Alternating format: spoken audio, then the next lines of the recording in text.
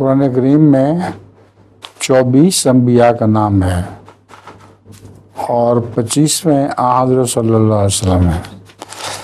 ये मुकाशफे का एक कशफ था, ये उसकी तफसीर है। मुकाशफे में ये था कि आसमान से तख्त उतरे हैं कुछ और 24 हैं वो, और उनमें जो सबसे ऊंचा तख्त है एक, उस पर एक शख्स बैठा हुआ है, वो रसूलुल्लाह सल्लल्लाहु अलैहि वसल्लम है। तो 24 अंबिया के नाम और एक मोहम्मद रसूलुल्लाह सल्लल्लाहु अलैहि वसल्लम का नाम ये कुरान करीम में दर्ज है। ये जगह का क्या नाम था हुजूर? क्या जगह ने? मुकाशफा।